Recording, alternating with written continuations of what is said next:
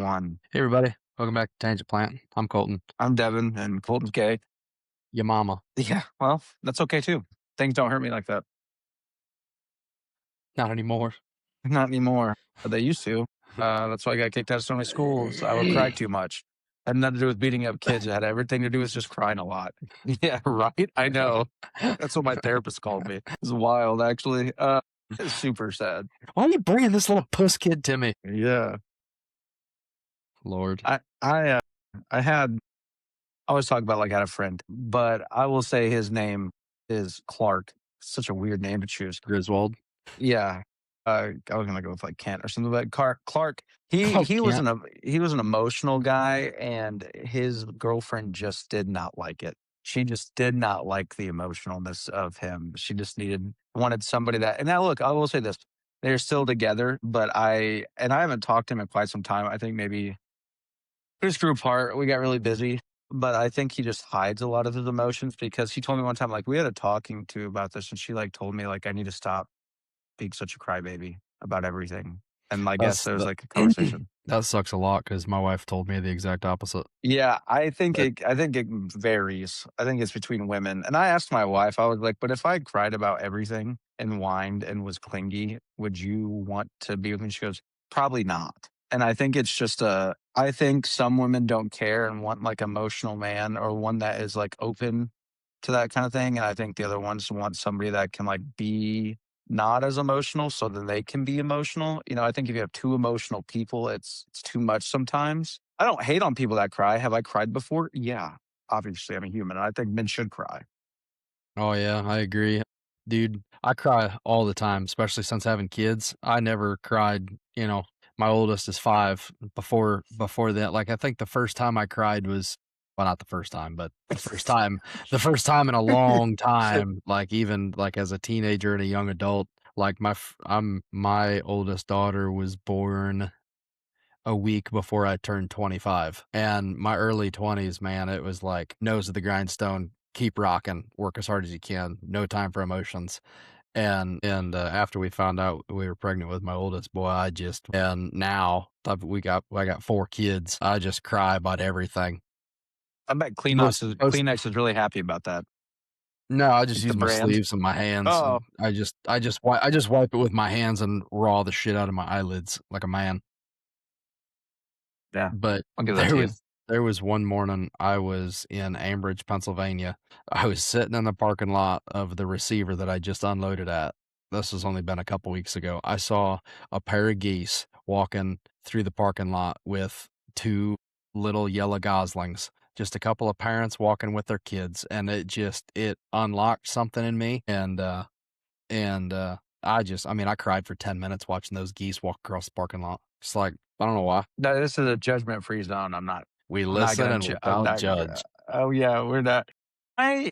It takes. If I think about my children and like and the sweet things, I will say when I had my girls, I cried, and when I had my sons, I cried. Not during the process, obviously, like them being born, but like afterwards, holding them, it was very sweet. Mm, But I don't know, man. Crying's one for me. I guess that I don't know. I would say this: it's good for men to cry. I think men should cry. It's just not something that I do a lot of, and that's not because I think that crying's for pussies. It's just yeah, you I do. don't Say it. know. I Say it. no, it's not. I wouldn't. I couldn't do that. But it's just not something. It's not doing like I don't cry because I'm a man. It's not that. It's just like some things do. I haven't cried about a movie in a long time. I There do. was this.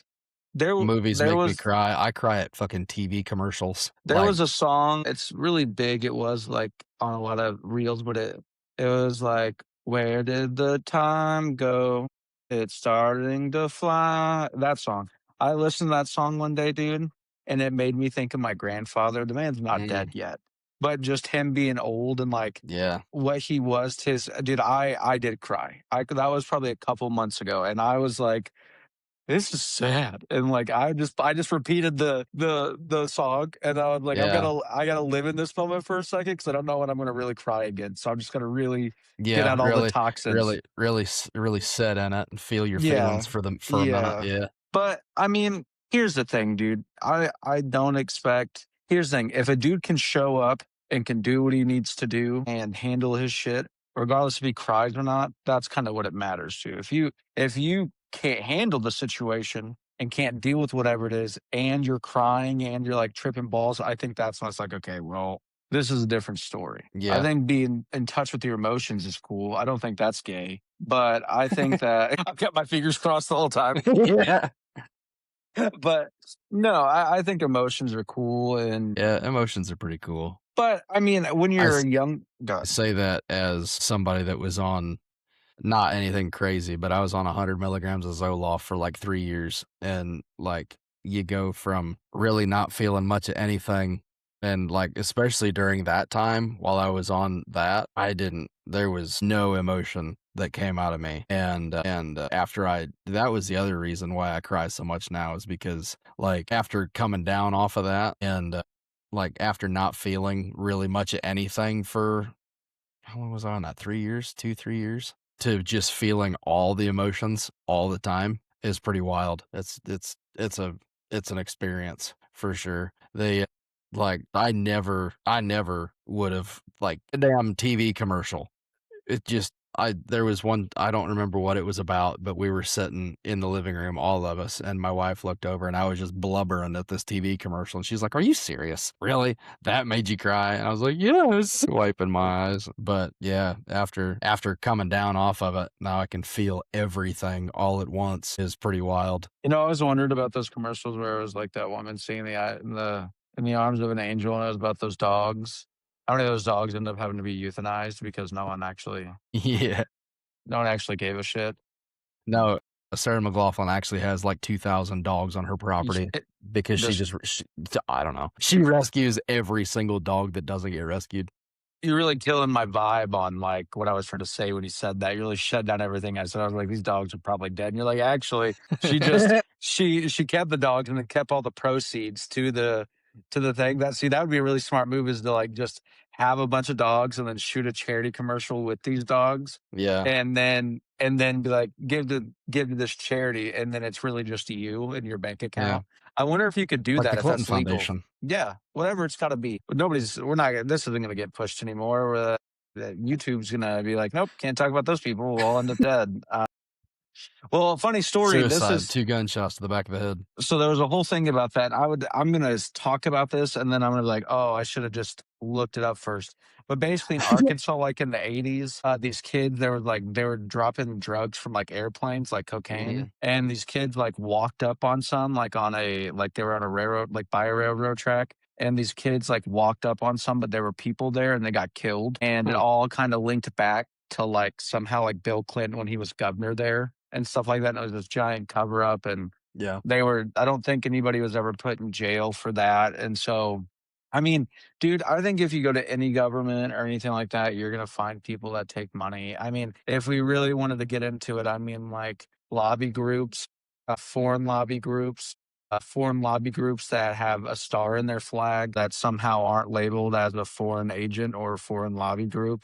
Wonder who that could be. They get to do a lot of stuff and make things like the guy from Kentucky, Macy, whatever that his congressman who basically just got like booted out because he just like Israel, man. They're whatever. I can't remember what his name is. that's why Charlie Kirk died, same reason. I just really think that like, man, but I was listening to this John Kiriakou guy. He was in the CIA and he got in trouble, but he goes like Joe Rogan. He actually did Theo Vaughn, and he said that we're not allowed to spy on Israel. Even though they spy on us, we're not allowed to spy on them. And it's just like, then what the fuck are we doing? Yeah, Like, right. what are we doing? Like, why? I don't know, man. I mean, we could have this conversation. I don't think it's going to benefit anything to say like how you feel about it, but I think that there's just a lot of tomfoolery and we're not allowed to meddle in the tomfoolery because Nothing to see here. they had nothing to see here except bad things and genocide. But anyways, or ethnic cleansing, Yeah. which they meet that what they're doing over there, they definitely meet the criteria of what's going on. I mean, dude, think about this. Here's twofold. Okay, I listened to this guy talk, these two dudes talk, who are former military and all this stuff. And they were talking about like Israel and how like hardcore they're going on to stuff. And they made some valid points. I don't think they're Israeli agents or paid by anybody. I really don't think they are. These two dudes, they have no reason to. But this guy was like, the United States hasn't tried to win a war since World War II because we don't really benefit from winning it. But he goes, Israel, and these people are being very hard and like doing some crazy things, but they're fighting a war to survive. All their neighbors hate them and want them gone, whether that's their own doing or not, whatever. You could tie it back to religious reasons. I mean, there's a multitude of reasons I bet you could find. But I think if we were fighting a war to survive, we'd probably be pretty harsh too. I'm pretty sure that I don't know if we'd be bombing schools and hospitals and churches, but I mean, like we talked about on the phone, I think Hiroshima was like the biggest Catholic or Catholicism, the population of the most Catholics in Japan, and we just nuked it. So, like, Hmm. not just now, but Yeah, this was a week yeah, ago. yeah, so we could go. There's this dude I was reading about, and he survived. He survived the bombing of Hiroshima, and then 3 days later, he was in Nagasaki and survived the bombing. Yeah, Could you yeah. imagine? Like, I can't do that. I would like be like, Yes, oh yes, my, you can. Go ahead. no, no. Could could you imagine like witnessing this terrifying experience and like having to travel and be like, okay, And just I'm surviving it. I'm It's like, safe "Fuck, here. I'm safe." You can let your hair down, and all of a sudden you Yeah. look up. Yeah, yeah, No! yeah. You're safe. You feel okay, and then you hear, and you're like, no. And then dude. Well, people theorize like this is totally off subject, but we're talking about stuff like this. Lewis and Clark. I have Mhm. found a new hunger to like learn about Lewis and Clark and their whole gambit. His name wasn't. I'm pretty sure it was Lewis had a slave, and the slave Hell was yeah. married. His name started with a T. Let me look it up real quick. But this is a funny, not a funny story, but you're like, what? What was Lewis? Hang on, don't get His upset with Lewis me. his middle initial was N, Lewis N. Clark. It was just one guy. No, you didn't know that? You had no idea about any of that? Well, I want to let me look it up. Gemini isn't human. It can't make mistakes, so double check. What? What? He It can't make mistakes. probably misspelled something. I don't know how to read what you wrote. Connection. Oh, it's because my internet went out on my thing, on my computer. I'm probably gonna have to get a new laptop because it's doing that where it'll just kick me from the internet for absolutely no reason at all. Just take it to a repair shop. Probably something in there. Like, just swap out because computer nerds are crazy smart like that. I'm very He much was, not that way. his name was York, and so Clark and Lewis. Clark was like, "Look," he was saying, "Okay, no, it was Lew. It was actually William Clark rather than." So Lewis said, like, "Look, we need people that aren't married." Because they were going on like uncharted territory and they were gone for like 3 to 5 years or something like that. Mhm. And so Blazing trails. Clark's like, you know what? I'm gonna bring my slave. He is married, and I'm gonna bring him. He goes, why? I asked you not to bring but this guy was the guy named York, who was his slave at the time, was like a really good hunter, a very good swimmer, could like or did like made deals with like fur trappers. He was like essentially like a very big part in this. And so at the end, or more towards the end, he goes, I think I've earned my freedom. I was such a and Clark was like, no, Nah. no, and they still had to like finish. So you know how Yeah. awkward it was? And he waited 10 years to let this guy go, which is Wow. fucking wild, dude. Wife And just definitely thought he was dead. yeah, well, he couldn't. Well, and through the thing, he was sending her stuff. I don't know how that Oh, yeah. worked, but he was sending her like buffalo hide and stuff like this, like actively trying to do stuff. But like the lady, what's her name? What's the famous Indian woman that helped them? My And mind immediately goes to I just Pocahontas, and I know that's really no. racist, but What was the native just Lewis and Clark's Indian. woman that helped them? Native woman that helped them. Stop trying to look it up faster. Sacagawea. I looked it up faster. It was just a glitch. Nuh-uh. Yeah, it's just a glitch. Yeah, I got it. I but literally Googled Lewis and Clark's Indian, and it came up Sacagawea. A picture of her too. She was Sacagawea. really pretty. So they don't know when she died. I think they said that she was like squaw, but she had a husband, but really it was like her owner because he like bought her and he would beat her, and Clark would be like, enough. You can't keep beating her. Like, you Yeah. can't keep, but she helped a lot. like a lot. But dude, could you imagine? Like they explored so much. They explored so much of. I mean, they saw some wild stuff, man. That people from like the New World hadn't seen. I mean, there were Frenchmen and stuff there that were like fur trapping, but they were really the first to like write about it and explore all these things, draw maps. And not only that, but like Clark was a huge thing with like the Louisiana Purchase and Mhm. other things. He did it. He made a bunch of deals. He made a ton of. We should do a whole episode on Lewis and Clark because it's really this their whole story from before and after and during that whole thing is wild. And I got a book for it. I haven't read it yet. But the guy who wrote it, he was on a podcast called The Meat Eaters. I don't know if you've ever heard of it. It's Mm-mm. no, it's who's you probably know the name of the guy who, gosh darn it, Rennell, Stephen Rennell, I think his name is. And he had a guy on that wrote a book about them. And he's been on Rogan and stuff. He's big on hunting and other things. So, but yeah, man, it's just a really cool, just the whole thing is pretty neat and a big part of American history that I think is not looked over. And also, the guy was talking, he goes, no dig on school teachers, but they're really not teaching the truth about that situation and like what happened during that, which Well, isn't shocking. it's that goes back to who's in charge. It's the teachers are just teaching the curriculum that's presented to them. But real quick, let's knock this part of the podcast out real quick. Let's see. These are some things. Sloths can hold their breath longer than dolphins. Dolphins need to come up for air every 10 minutes or so. But by slowing down their heart rate, sloths can actually hold their breath for underwater for up to 40 minutes. That's impressive. That is really impressive. 40 minutes is crazy. While the sloths move so slow, their heart probably only I wonder what a sloth's heart rate is. Here's one. Crows hold grudges and pass it on to their children, I did which know that. Yeah. I believe, and you can make crows talk. Yeah. My mama, when she go ahead. A sloth's heart rate is extremely slow, typically ranging from 20 to 110 beats per minute. Oh yeah. So that's probably why they can hold their breath for so long because they metabolize oxygen so damn slow. But my mama, when she was a kid down south, she goes, "We had a pet crow, and we taught it to talk."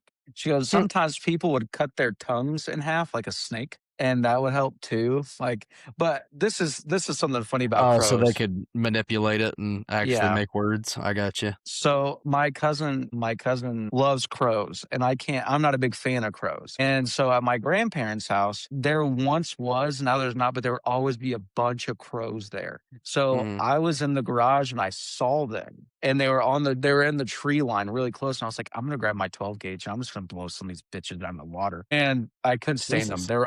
They were always there. Yeah. And dude, I'm not lying. I snuck around and I walked out of the garage with that 12 gauge and Mhm. all I heard is, "Ah," and then all of them at once. I mean, at once, just fly off. It was like they knew this one, and I was like, "You son of Yeah. a bitch. I'm losing my shit, dude." I was like so mad. I called my cousin and I was like, "I'm tired of your witchcraft with these birds." Because I don't know what you're talking about. I was like, "Well, they somehow knew that I was gonna That come I was out gonna there and blow them just, out of the sky. yeah, I was gonna blow them out of the sky." Sorry, sir, they were in a And tree didn't line. even didn't even have a gun with you. Yeah, no, I did though, and I Just did. sucking crow dick. Well, I was so mad, I didn't even think about shooting him out of the sky. I was just pissed because that one crow just ruined the whole shebang for me, like the whole gig. A grizzly bear bite can crush a bowling ball. With a bite force of over 1,160 psi, a grizzly can easily crush solid bone, heavy metals, and yes, a bowling ball. A shrimp's heart is located in its head. That's intense. Okay, here's one. Ancient Romans used human urine as mouthwash. Hell yeah. Hell yeah, brother. In medieval Europe, animals were put on trial. Oh yeah, this is the one about if a pig ate someone's crop or a swarm of locusts ruined the field, they were appointed lawyers taken to court and could be formally exiled or sentenced to death by a judge. Damn. Yep. Tug of war used to be an official Olympic game. Yes, we knew that. Ketchup was originally sold as medicine. King Charles II drinks alcohol mixed with human skull powder. In the 17th century, the king's The drops original Crystal Light. was a popular medical remedy consisting of alcohol mixed with the powder of crushed human skulls believed to boost neurological health. That's wild. Huh. Okay, there are more possible variants of a chess game than atoms in the observable universe. Yeah, there's a bunch of them. A single fluffy cumulus cloud weighs about 1 million pounds. I think we've done that one before. Mm, When dinosaurs were alive, there were active volcanoes on the moon. I don't know about all that. Yeah, you are roughly 1 centimeter taller in the morning than at night. Gravity compresses the cartilage in your spine throughout the day while you stand and sit. When you sleep, your spine decompresses and stretches back out. Paris syndrome, can cause actual physical sickness. A real psychological condition experienced by mostly by tourists whom extreme expectations of Paris are shattered by reality, resulting in nausea, dizziness, You'll get there. hallucinations, and anxiety. Yeah, it's all right. I'll edit it out. Yeah, I'll edit Or it out. don't. Let everybody I'm or going don't. to. Let everybody think you're stupid. You're such a good guy, man. You're such a cool dude. You can't hum while I didn't holding say your you were nose. stupid. I said people are gonna think you're stupid. You can't hum while holding your nose. I just did it. Yeah, can too. Yeah. Point Nemo is so isolated, the closest humans are usually in space. It's like an isolated point in the ocean where there's like the closest people are probably in space comparatively to anywhere on land. Hmm. Uh, yeah, I know, right? Don't be too bothered by it. It's okay. It's okay. I do have some spooky stories here. I wanted to know if you wanted to Ooh, talk about them. I like spooky stories. St- Okay. It's okay. The Bell Witch, easily one of the most famous ghost stories in American history, this legend takes place in the early 1800s on the farm of John Bell in Tennessee. It started with strange animal sightings like a dog with a rabbit's head and quickly escalated to unexplained knocking, chain rattling, and blankets being pulled off beds. The entity, unlike a quiet ghost, this entity nicknamed Kate, that's your first problem, actually spoke. She possessed a disembodied screeching voice, could present itself in multiple places at once, and deeply hated John Bell. The climax was the tormented the torment was so intense that even General Andrew Jackson came to investigate, only to have his carriage wheels mysteriously locked up. The spirit eventually claimed responsibility for John Bell's untimely death, making it one of the most recorded instances of U.S. history where a ghost was legally blamed for a human demise. See, what the that to fuck? me, yeah, that to me is just that's not a That's ghost. insane. That's a demon.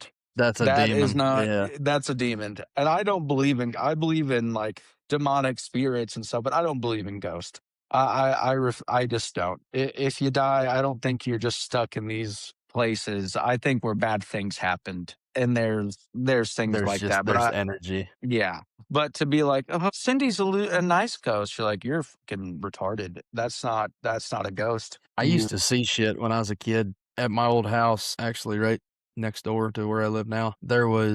A we had a tree in the front yard that you could obviously see through the main bay window in the house. And one night, I don't remember. I don't know why I was in the living room because mom was in bed, my sister was in bed, and this was back my dad when my parents were still together. My dad worked nights, so he wasn't home. And I don't know why I was in the living room, and I don't really remember this story. The only reason I know it is because my mom told it to me. But she said that, well, I do remember like seeing what I saw, but I don't remember much else. He was there. I saw an apparition or a figure of a man standing out in the front yard underneath the tree, and he was just standing there, not doing nothing, just standing there looking at the house. And so I went and woke my mom up, and like, I don't remember going to get her, but then I remember coming back out with my mom, and he was right face to face with the window. Didn't have a face. It was just a dark silhouette of a dude standing right up close to the window. And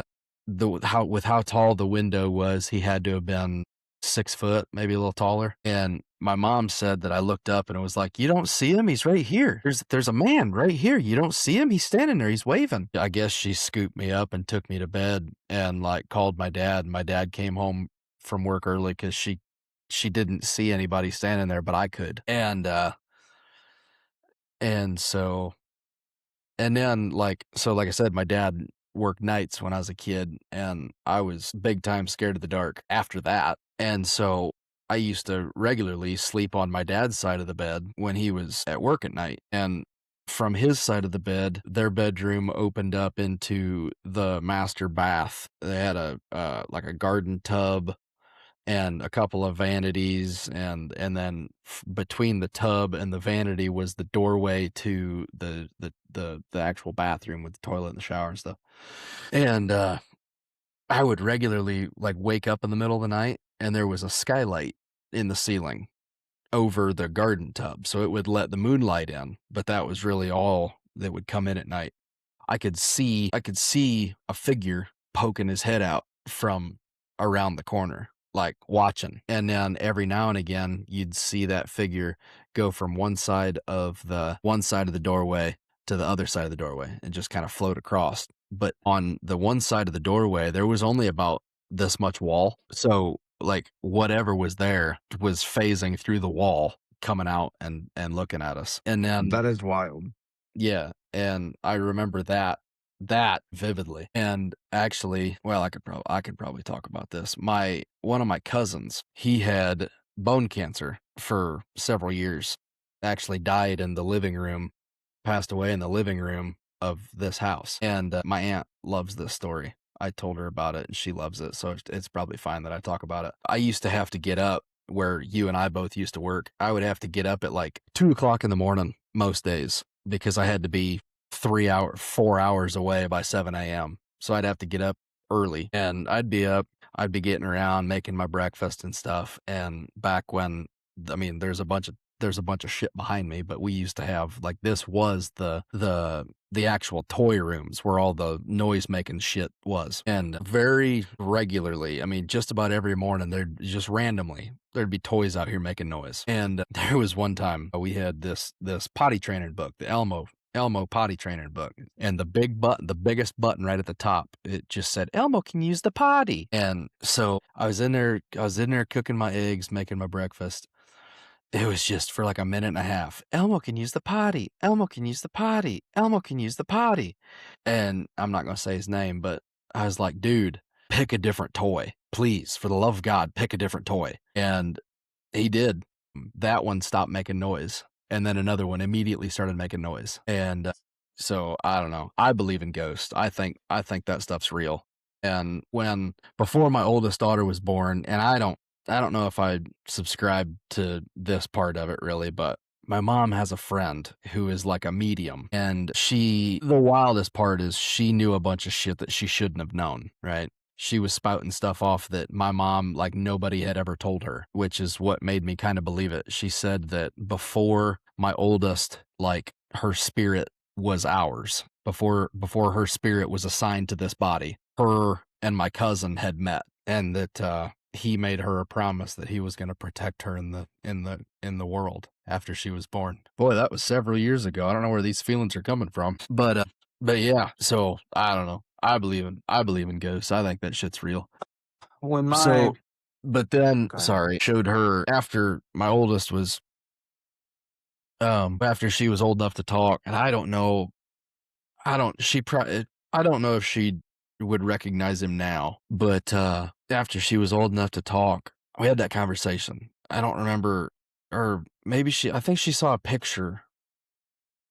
It was a family picture. For the longest time after he'd passed, my grandma refused to take the family picture down with him in it, still alive. And after my daughter, my oldest, was old enough to talk, she pointed up at that picture, and I was like, who's up there? And she was like, mommy, daddy, and grandma, and grandpa, and auntie, and she went down the line, and I was like, who's that? And she said his name. And like we talk about him on occasion, but it's not something that like she would have ever picked up on. Like she recognized him. I don't know how, or if maybe somebody talked to her about him behind the scenes at some point, but like I'm just about certain they had met before she was put into her earthly form. Yeah. I'm sorry to hear about your cousin. I am. I'm sorry, I that is think very tragic. I think it's been, if it hadn't been a decade yet, it's real close. It's been a while. Now when it comes to mediums, I had a conversation with a religious leader, and he's very well respected, and I respect him, and I've had many good conversations with him. I asked him about mediums, because I had an encounter with one, and again, some things, and it wasn't like I went to her. She was at a party and she said something. I was like, well, that's odd. And I brought this up, and he goes, Devin, and I've looked at this and researched this later, years ago, and they get their information from who knows where, and he goes, well, demons can be anywhere at Yeah. any point in time. And he goes, those things can be whispered to them. And I'm not saying what your daughter experienced or what that lady said is necessarily wrong about, like, like your cousin protecting her. I believe in guardian angels, and I believe in things like that. I mean, when people die, don't become angels, but you know what I'm saying? I believe in that Yeah. kind of, but Mhm. it's just the information they get, and it's just like, and it's the reason why I bring that up is because after the fact, years down the line, I was watching this video with a medium who became like a Christian, and she talked about like how these, and it was like almost verbatim of what he said. And I don't think he knew what that lady was going to say because that video came out years after the fact, and it wasn't. Mhm. And this, I'll tell you this story. And this has nothing to do with like a ghost or anything like that. But my cousin and I were probably 11, and we would stay the night at my grandmother's house all the time. And sometimes they had a very big house, and she would let us sleep on the floor of the family room. And there was a fireplace. And like, if we're laying here facing that way, there's a fireplace and a chair, like a really comfy chair. It was a really comfy antique chair that was in the corner. And so my grandmother, this happened, she said it was like around 11:30 or 12. I don't know what time it was because I was asleep. But I remember, this is what I remember. My cousin and I was in the same place I was in the dream. I was laying there, and there was something in the chair. It was making faces at us. It was changing its face. It was all this stuff, and I was like, "Teach," and I was like trying to wake him up. And in my dream, he hit me like, "Shut up!" Like, "Shut up!" Like he was seeing it too. My grandmother was watching us from behind, from the doorway. She was going upstairs, and she could hear me talking and him like moving around. And so she watched all this transpire. Well, I wake up the next morning, I'm eating breakfast. And so the way it was is their kitchen, it was set up where there was like French doors, and it would face the east. So the sun rises in the east, right? And sets in the west. Is that, yeah. And so they had carpet, and that sun would hit that carpet and it'd warm it up. So you'd lay in the sunlight on warm carpet in the morning. It was beautiful. Yeah, And sounds great. it was, dude. It was Yeah. beautiful. And you'd wake Hell up to yeah. the smell of like bacon and pancakes, and Mhm. it was just great. Hell yeah. And I told her about the stream, and he goes, "No, you didn't." I was like, "Yeah, dude, I did." I was like, "I had the stream." He goes, "Dude, I had the exact same dream." And she Wild. goes, "I watched you hit him, TJ, and I watched him roll over." He goes, "He didn't make a noise or like he was hurt. He didn't like punch me in the face. He just like threw his arm down and hit me." And he told his story verbatim too. And it was like, and all I said was there was this thing in the chair, and it was scary. And he goes, "Was it changing faces?" And I was like, "Yeah, dude, it was sticking its tongue out at us. It was making strange faces.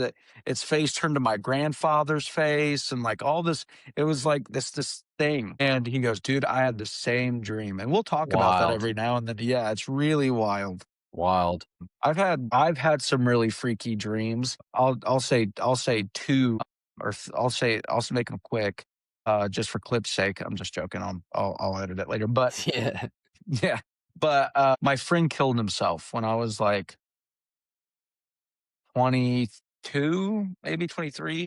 Mhm. I don't know. And really sad. He shot himself in the head, and Damn it. all these things transpired. So in my angst as a youth, I was into like just running around, just causing angst and just doing stuff. And so there was this bar I always wanted to go to with him, and this small dive bar in the small little town. And in my dream, I'd walk in to the back of the bar where you could walk in and out of. You could get through the back. And I would go to this bench or this table, like, like the tall seats that are and like tall chairs. It's like a stool, but it's like, anyways, it was Yeah. there. Yeah. And Like a I would sit stool with a down. back.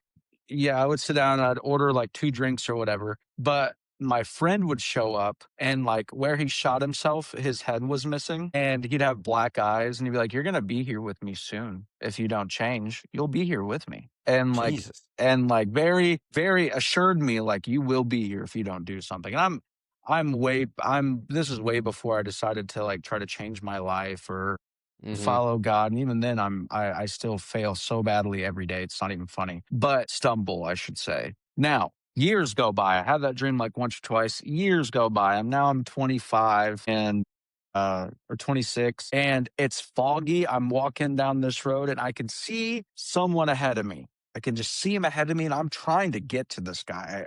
I'm walking faster, and I'm like, "Hey, bro." I can remember it very vividly. And I finally catch up to him and I put my hand on his shoulder and he turns around and it's snow and his head's missing again and his eyes are black. And he's like, "How are you doing? Are you having fun on this road? You'll be with me on this road soon. We can be on this long road together and we can be friends again." And just very awkward. That's uh, terrifying. yeah, it is. It is really scary. Now, here's the really fucked up one. This one wasn't scary, just weird. It has nothing to do with him. I'm in the woods in this house that I'm sure I've seen before because in dreams, I've always heard you don't go places you've never been, or, well, that's not true, or you don't see people you've never seen before, I guess. And so I'm at this house, and the house has a window above the sink in the kitchen. I just know that's where that is. And there's someone in there. I can see him, and I know that in this dream, I'm there to kill them, there to kill that person. It's my job, whatever, is to kill that person. So I get Mhm. very close in there to him, and there's a door that leads into the kitchen, and it's like a normal country door. It has like the windows with the four, like it's slit right Yeah. there.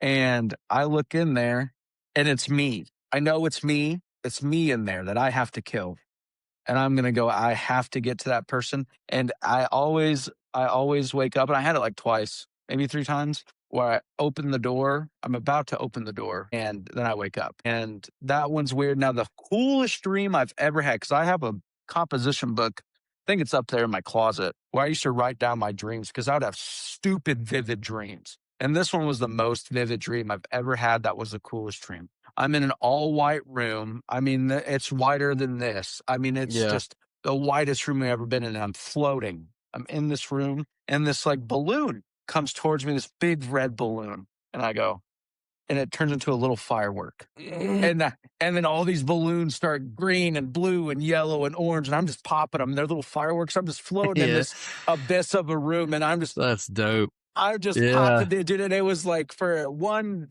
however long I was there, it was just so cool, and I always wish I had dreams like that. But dude, I've had dreams about the world ending. I've had dreams about like my mom would have terrifying dreams. Imagine this: your grandparents travel all the way from Virginia. You got a house full of people, aunts, uncles, cousins on Christmas. This is for Christmas. They come up to our house, and in the middle of the night, it's 12:30, there's a woman screaming there's a bomb in the house. And everybody's getting the fuck out of the house. And everybody's standing out in the cold. And it's my mom. It's Christmas. There's a house full of people. People traveled to be here long distances. And Oh. imagine waking up to a woman screaming bloody murder and saying that there's a bomb in the house, and everybody's standing in our driveway. And my mom is freaking out because she had this dream. And everybody's like, "Dude, there's no bomb. Why would there be a bomb in this house?" And everybody's like coming to their senses. Yeah. But my Aunt Mary, when my mom was a kid, my grandmother had lots of sisters and brothers. Actually, she had 5 sisters and she was a 6th girl and had 6 brothers. There was 12 Jesus. altogether. Wow. And so they would say my grandmother had a big farmhouse, my grandmother and granddad, so they would stay together sometimes. Not all of them, but like some of the sisters. Mhm. Well, one night, my aunt something, I'm not going to name her because people probably upset, had this terrible dream and woke everybody up going room to room checking children to make sure that they were still alive, because she had a dream that she woke up and she was checking on the kids and all their throats were slit Oh my god. and that they were dead. And so she went in there and checked all the kids and was like screaming, dude, just, I mean, freaking out. My mom would wake up and it'd be 11:30. I'd be making a hot pocket like when I was like high school, and my mom would be like, I mean, do this blood curdling scream, and her door would fling open, and she'd be like, "Is everybody okay?" And I'm like, "Yeah, I'm making a hot pocket." Like, yeah, everybody. I just had a dream that everybody died, and I was like, "No, you weirdo! Like everybody's fine." I've had dreams of people breaking into my house, and the only time that I've ever had a real issue with my mom and brother and sister, I was 17, and she let me stay home from spring break, and they went to Virginia. I was having a ball. I threw some parties, had a Yeah, I great bet. time. Hell I yeah. was by myself. This was the only night I was by myself because the next day, my cousin was going to come over, and my friends, and we were going to go shooting, and then we were going to probably do drugs and hang out at my mom's, whatever. And I have my windows open upstairs, and I'm on the phone with some girl, and I could hear something outside. And at first, I thought it was like because there was like our backyard, a little hill, and then there was a road. And I thought somebody was walking in the grass back there because that would just happen. You'd hear people walking back there. Well, the steps got closer. Looking back on it now, I should have ran downstairs and just blasted. Anyways, but So I, anyway, I started yeah, blasting. sort of impossible. Anyways, but I hear something and I like look and there's this dude looking in our like sliding glass window into our kitchen like this. Oh, jeez. And I'm like, "Hi, you son of a bitch." And I'm like using my big boy voice because I'm 17. So I'm trying to sound it. And he like Hey, looks up, dude. hey. Yeah, dude. He looks up and I'm like, "You get the fuck." And he starts running. I mean, dude, this guy's hauling at like across the road, across nine. Like watched him because in the rest of the night, dude, I sat there with my shotgun and I was like, I'm gonna kill this motherfucker if he comes back. I Yeah, wasn't hoping he'd come back, but I was like, he's coming back here and yeah. he's gonna fuck around. If I was just up talking to myself, I unlocked the sliding glass door and I sat at the base of the stairs and I was like, this guy's gonna come back and this motherfucker. But Home Alone. yeah, Home Alone, but for real, and Just no chuck a Macaulay paint can at Culkin. his face. Yeah. Yeah, but so there's like my mom's housing edition, which is really weird because people call them like I dated this chick up in Michigan, and she called them a subdivision. I'm like, "It's a housing edition." And she goes, Yeah, "No, it's a subdivision." We went back and forth on this. But there was it, and then off at the end of the housing edition, like, here's the road that it ends out, and there's a yeah, house right next to it, and it was abandoned for years. It was like a small little house. So I'd walk the road talking to girls before I had a car and stuff, and I would whatever. And I would sit on this porch sometimes and just sit to my back to, like, this giant window and mhm, this giant door, and so I'm talking to this girl, and I just had this eerie feeling of being watched, dude. Like, I just felt like I was being watched the whole time. And so, like, I quickly, like, look like that real fast, and there's a guy standing in the window, like, watching me, and I was like, "Oh my god." I'm freaking out. I dropped my phone. I was like, "What the fuck?" I'm just losing my shit, dude, and I now looking back on it, it was probably some homeless guy just looking to, like, not be outside, and but just like, "Why are you watching me?" Like, I couldn't I was just so mad. My first reaction to anything was just to get mad like that. Like, I just would get mad. I thought that's how you scare people, I guess. I was 16 or 17. I didn't whatever, but this was 2 days ago.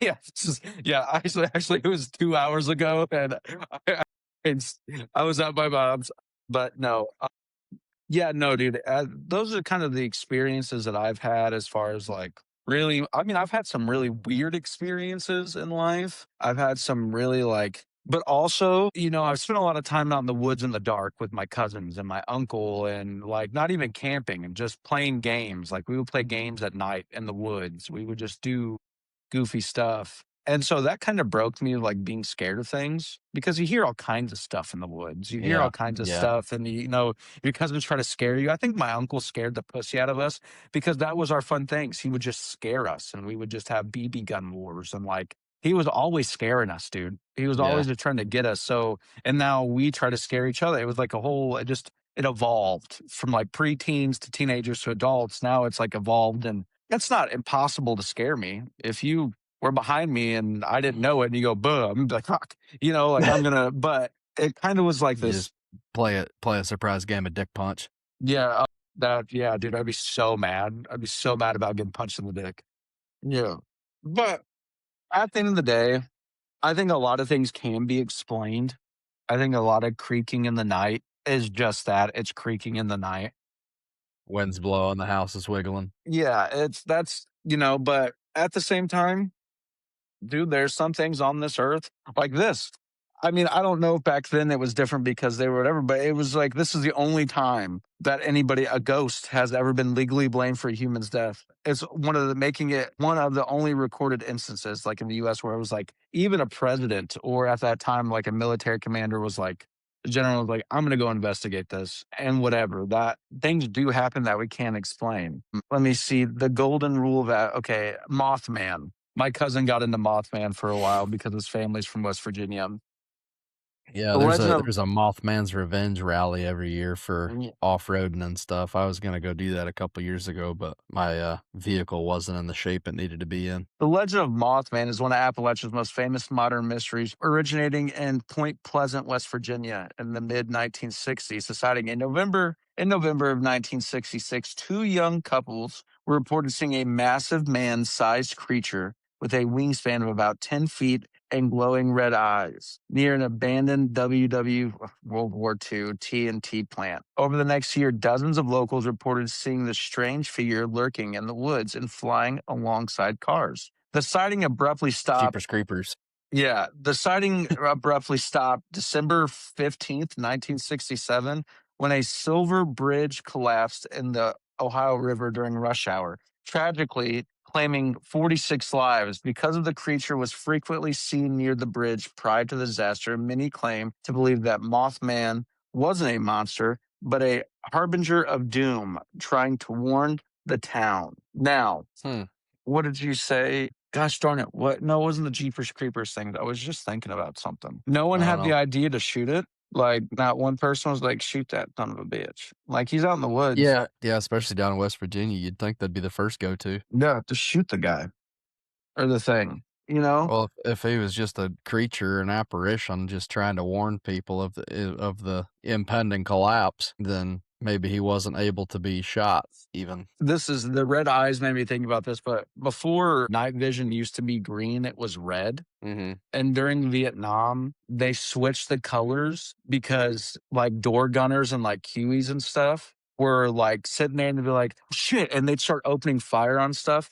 And with that red light, they would talk about seeing demonic creatures Oh, in the shit. trees, like in the sky. And they were seeing like numerous door gunners were sitting there like, they were freaking the fuck out all over the place. And then eventually it changed it to green and that stopped. Wild. Yeah. Wild. Yeah, dude. Wonder what that's about. Well, there's another thing about, like the Grim Reaper, where that comes from, and someone's gonna fact check me on this really hard. I think it was Holland. I'd have to look it up, but during in Europe, during the Black Plague, there was a village in Holland or a village somewhere in Europe, and these people reported that there were tall men, about 15 of them, wearing cloaks and had scythes, black cloaks, and they were sitting there like scything or whatever it's called Mhm. the ground. And then, like, days later, the plague happened in this place.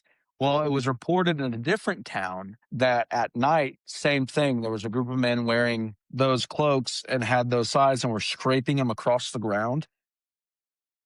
The next day, people woke up and like a bunch of people were dead. Oh, And wild. yeah, and like this was reported, like this was, people acclaimed to this. But the whole thing with the night vision, really, I wonder if anybody's ever tried that since, like to get some night vision goggles and somehow change the lighting to red and see like what exactly they were seeing. You know what I'm saying? Like, but could you imagine, dude, just being a door gunner in Vietnam and you're like looking through. First of all, red's already a creepy color. It's at night, and then all of a sudden you just see these demonic creatures like trying to get your helicopter. I'm sure that had to be frightening. And just the only thing you have is this giant machine gun. Go ahead. The following phenomena are commonly reported by soldiers who use the red tinted infrared night vision goggles and helicopter gunners on night missions. Shadowy figures in the jungle. Soldiers frequently reported seeing shadow like figures moving through the trees, like you said, often described as humanoid, but with elongated limbs or distorted shapes. These figures seem to disappear if the soldiers remove the goggles or look directly at them. So they're like eye floaties. They only appear when you're not looking. Yeah. Glowing eyes and monstrous forms. Many accounts describe glowing eyes that would appear in the distance, followed by brief sightings of large, grotesque figures. These beings were often described as having animalistic or monstrous features and sometimes appeared to hover or move with unnatural speed. Feelings of dread and disembodied whispers. Soldiers wearing the red goggles reported feeling a creeping sense of dread or sudden drops in temperature. Ghosts, accompanied by whispers or murmurs that could not be traced to any specific source. Winged demons in the sky. Helicopter door gunners on night missions occasionally open fire into empty air, claiming to have seen enormous winged creatures flying alongside or above the helicopters. These creatures were described as having bat like wings, long tails, and piercing eyes that glowed through the darkness. Dracula. Paralysis and entrancement. Some soldiers reported feeling a paralyzing fear when encountering these entities, as though they were unable to look away or move. Others felt a bizarre compulsion to walk toward the creatures despite their intense fear. So it's like fucking Bird Box. Yeah. Internal reports, psychological evaluation of troops, equipment replacement, 1971. By 1971, the red tinted night vision goggles were replaced with green tinted versions that offered clearer visibility without the reddish hue. After this switch, reports of supernatural entities ceased almost entirely, suggesting a possible link between the red light spectrum and the phenomena. Yeah. That's intense. Yeah, that's crazy. I'd never heard That about that. that is wild, dude. Yeah. There's a whole thing here. 1968, deep within the jungles of Vietnam, a reconnaissance team was assigned a routine patrol along a treacherous river trail known for enemy ambushes. As the night wore on, the soldiers donned their red-tinted infrared night vision goggles to scan the dense foliage surrounding them. Hours into their patrol, one of the soldiers froze, his eyes locked on a figure in the distance. It looked humanoid but impossibly thin, its limbs too long and its movements unnaturally fluid. The soldier whispered a warning to the rest of the team, each turning to see the figure now standing among the trees, staring back at them with piercing red glowing eyes. As the team as the team attempted to maneuver around the entity, more figures appeared in the shadows. Golly, each one twisting and contorting as though bound to some dark force within the jungle. A low murmur filled the air, growing into a chorus of overlapping whispers that seemed to seep into their minds, urging them forward. Overcome with a sudden, inexplicable dread, the team's leader ordered them to retreat. The soldiers turned and bolted, feeling the heavy gaze of those unnatural figures on their backs as they ran. After regrouping, they shared uneasy glances but dared not speak of what they had seen. They returned to the base in silence, haunted by the memory of those entities lurking in the jungle, watching and waiting. Jeez, ow. Yeah, dude. There's a story about the winged demons, the door gunners. Wild, huh? Yeah. Yeah, that's wild. I'd never heard about that. That's Now, hor that I have heard of this one. My cousin actually was talking about it. He knows a lot about Appalachia, like these spooky stories and these things, but it was called the Moon Eyed People. Deep in the Blue Ridge Mountains of North Carolina, Cherokee tradition tells of a mysterious race of beings that lived in the region long before European settlers arrived. They were said to be very short, with pale skin, blue eyes, and white hair. They were called moon eyed because their eyes were incredibly sensitive to light. They were completely blind during the day and could see clearly at night under the glow of the moon. According hmm, to lore, they were strictly nocturnal and lived in underground caverns to avoid the sun. Today, various ancient stone ruins and strange effigies found throughout the Appalachian Hills are occasionally attributed to them. There was a war between the Indians and like these things. Like they were trying to gun these things down because it wasn't good. yeah. They were Mothman phenomenon took off. Another famous Appalachian entity terrified a small town in Braxton County, West Virginia in 1952. A group of local boys and a mother went into the woods after witnessing a bright object streak across the sky and crash into the hillside. In the dark woods, their flashlights illuminating a towering 10-foot tall creature. It had a spade shaped head or cowl, a dark green body that seemed to glide rather than walk. Glowing eyes, it emanated a pungent metallic mist that made the witnesses sick for days. The creature hissed loudly before gliding towards them, causing the group to flee in terror. Hmm. Tits. Hell yeah. Yeah, hell yeah. I wouldn't have ran. I'd have just stayed there and shot at it the whole time like a Yeah. man. Bunch of wimps. Have you ever heard of the Wampus cat? The Wampus cat. Is that where Catty Wampus comes from? I think so. If you ever hear a sound of an Appalachian woods that sounds like a woman crying, locals, and this Mhm. is the truth, I have heard this from my Yeah. grandparents and other people, locals will tell you to run inside. It might be the Wampus cat. According to Cherokee lore mixed with later mountain folklore, a woman named Standing Deer hid under a cougar skin to secretly watch a sacred tribal ceremony forbidden to women. The medicine man discovered her and cursed her, binding her spirit to the cougar skin. She was transformed into a horrific, shape-shifting beast, half woman, half mountain lion, with glowing yellow eyes. That sounds fucking awesome.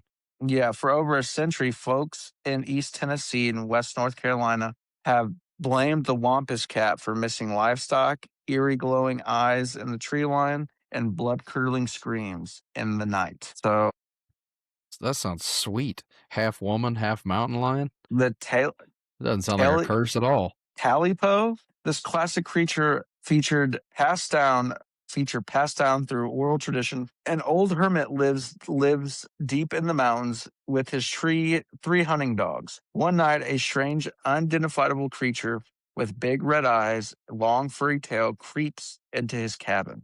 The hungry hermit grabs his axe and chops off the creature's tail, cooking it for dinner. Mm. Later that night, a creepy scratching sound echoes outside of a tiny voice whispers from the shadows, Talipo, Talipo, give me back my Talipo, Talipo. The end. One by one, the hermit sends his dogs out to fight the creature, but none of them return. Finally, completely defenseless, the hermit hears a scratching at the foot of his own bed.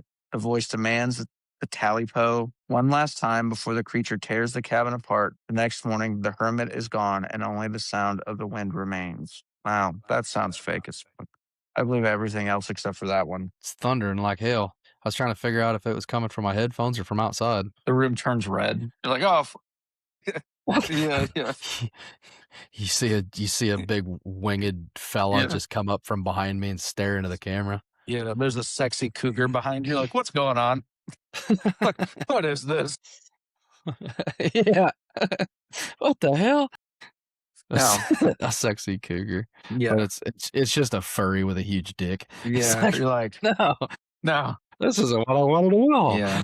You start hearing house music or like real hardcore techno. Like, I don't want to get raped to this. This was Yeah, this was my. Did you put on some Celine Dion or something? Like, give yeah. me something to Like like. the heart will go on or something. Like, Yeah, yeah, dude. It's like golly. That's more scary than any ghost story I've heard ever. Is the fact that humans like to dress up in these giant fur creatures and do dirty bird things to each other icky. just for what I like. You know what? Yeah, you know what my fantasy is to get dicked down by a giant wolf. That That's sounds just pretty a cool. fat lesbian woman. You're like, well, this doesn't make sense. You don't like dudes. Why are you banging me? You know? You just straight with extra steps. Why are you being like Yeah. this? Can you make where the hair is by the penis a little bit less long? It's getting stuck to my mouth and I don't like it. I'm having to pick it out of my Yeah. teeth. Can This you sucks. shave there? This is crazy. Yeah. Getting a rug burn on the inside of my butt cheeks. It's just it gets longer. You're like, no, this is not what I meant. No, This is this is not. not what this Yeah. isn't what I wanted at all. Yeah. Lord. That's funny. That's good stuff. I Well, like that. my time clock says an hour and 12 minutes.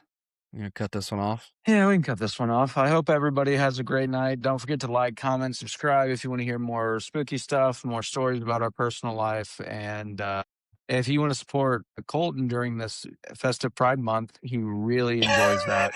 So please let him know in the comments how you Oh, appreciate his gayness. But I oh. hope everyone has a great night. Colton, I'll